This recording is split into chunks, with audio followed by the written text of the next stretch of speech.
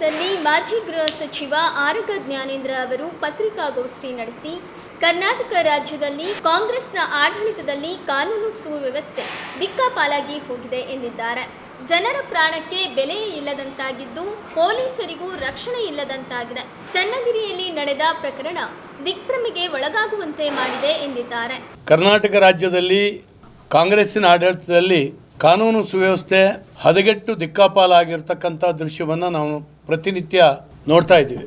ಜನರ ಪ್ರಾಣಕ್ಕೆ ನೆಮ್ಮದಿಗೆ ಬೆಲೆಯೇ ಇಲ್ಲ ಅನ್ನುವಂಥ ಒಂದು ಭಾವನೆ ಈ ಸರ್ಕಾರದಲ್ಲಿ ನಿರ್ಮಾಣ ಆಗ್ತಾ ಇದೆ. ವಿಶೇಷವಾಗಿ ಪೊಲೀಸರಿಗೆ ರಕ್ಷಣೆ ಇಲ್ಲ, ಪೊಲೀಸರ ಬಗ್ಗೆ ಅಪರಾಧಿಗಳಿಗೆ ಗೌರವ ಇಲ್ಲ ಅಥವಾ ಭಯ ಇಲ್ಲ, ಮತ್ತು ಪೊಲೀಸ್ ವ್ಯವಸ್ಥೆಯನ್ನೇ ತಮ್ಮ ರಾಜಕಾರಣಕ್ಕೋಸ್ಕರ ಬಳಸ್ಕೊಳ್ಳುವಂಥ ಒಂದು ಪ್ರಯತ್ನ ಈ ಸರ್ಕಾರದ ಕಡೆಯಿಂದ ಎಗ್ಗಿಲ್ಲದೆ ನಡೀತಾ ಇದೆ.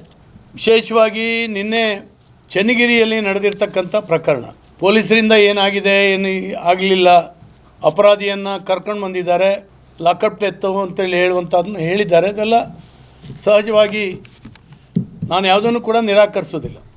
ಆದರೆ ಇದ್ದಕ್ಕಿದ್ದ ಹಾಗೆಯೇ 2,000 ಜನ ಸೇರಿ ಪೊಲೀಸ್ ಸ್ಟೇಷನ್ನ ಪೊಲೀಸ್ ವಾಹನಗಳನ್ನು ಪುಡಿಗಟ್ಟುವಂಥ ಪ್ರಯತ್ನ ಏನು ನಡೀತಾ ಇದೆ.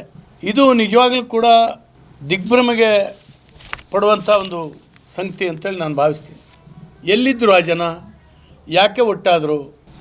ಇವರು ಈ ರೀತಿ ಮಾಡಬೇಕಾದ್ರೆ ಪೊಲೀಸರ ಬಗ್ಗೆ ಭಯ, ಕಾಯ್ದೆ ಬಗ್ಗೆ ಭಯ ಯಾವುದೂ ಕೂಡ ಇಲ್ಲದೇ ಇರುವಂಥ ಒಂದು ಪರಿಸ್ಥಿತಿಯನ್ನು ನೋಡಿದಾಗ ಈ ಸರ್ಕಾರದ ಬಗ್ಗೆ ಇಂಥ ಅಪರಾಧ ಮಾಡೋರಿಗೆ ಯಾವುದೇ ರೀತಿ ಭಯ, ಆತಂಕ ಯಾವುದೂ ಕೂಡ ಇಲ್ಲ.